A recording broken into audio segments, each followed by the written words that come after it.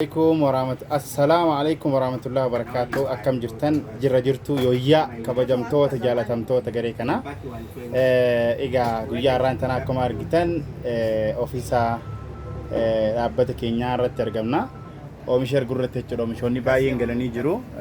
Akkuma argitan oomishoonni kun kan namoota adda addaati biyya adda addaas deemaa jiru. Adda addaan jechuudha. Akkuma waraqaa jalatti eegatan mataan ta'aa jira. Kanaafuu asirratti liidar Taqiyaanis oomisha baay'ee ergaa jirti. Anis akkasuma ergaa jira. Kanaaf kana fakkaata. Lili say hi. Hi. Haala kanaan galmeen raawwatamaa sitti jechuudha. Mee liidar Taqiyaa guyyaa irraa oomisha erguu deemta. Jechuun oomisha kana gaafa ergitu hagam takka sitti dhagahama gaafa daawwannoota tokko biyya adda addaa irraa sarfi gootu kana tajaajiltu maaltu sitti dhagahame? Tole, assalamualaikum warahmatullahi wabarakatuh. Dokter kesan bakka jirtanitti nagaa rahman rabbii kabajaa fi jaalalli kooti isin bira haqa qabu isiniin jecha. Egaa liidara galatoomii akkuma ati jette gaafa daawwannii kee tajaajiltu yeroo kee kennitee fi humna kee kennitee fi gaafa tajaajiltu waa guddaa nama dhagahama. Maaliif piroodaaktii nama tokkoof erguuni wantoota hedduu ulaagaa hedduu si gaafata. Maaliif sa'aa kee kennitee manarraa baatee biiroo dhayitee biiroo irraallee gara DHL mana poostaa deemuu si gaafata. Yeroo keetii fi humna kee kennitaaf jechuudha nama tokkoof piroodaaktii erguudhaaf.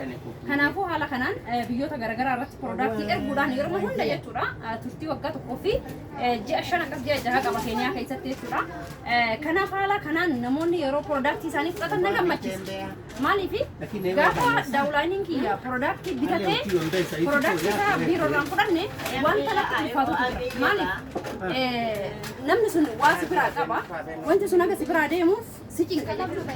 Kanaaf namoonni fudhatanis piroodaaktii keessan fudhadhaadha. Haaluma argaa jirtan kanaani warroonni PV bitatan haala kanaan moodesii fi kolgeetiin akkasuma immoo akkuma argaa jirtan shaayinis PVdhaan bitamti waan ta'eef warroonni PV bitatan haala kanaan moodesii fi kolgeetii shaayii qabu.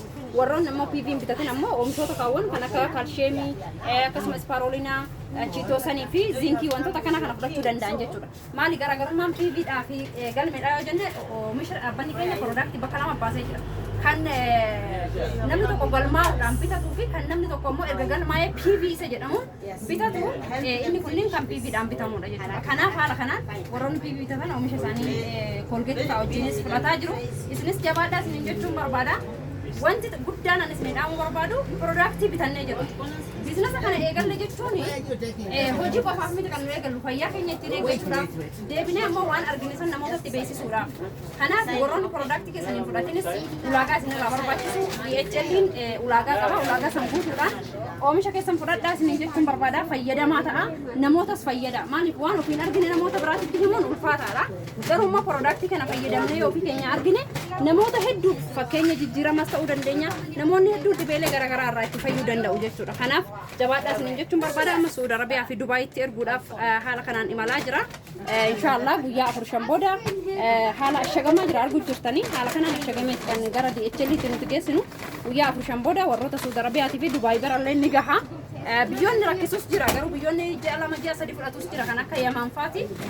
Biyyoota akkanaatis obsaan eeggachuudhaan chaalenjii kan garaagaraa qunnamuu danda'a. Meeshaan tokko gaafa fe'amu chaalenjii garaagaraa qunnamuu danda'a. Chaalenjii sanis maal gochuu dandeenya? Obsaan eeggachuu danda'uu qabna. Kanaaf jabaadhaa isiniin jechuun barbaada. Isiniin jaaladhaa isiniin kabajaa. Galatoomii liidara kiyyatti gaarii. Thank you very much.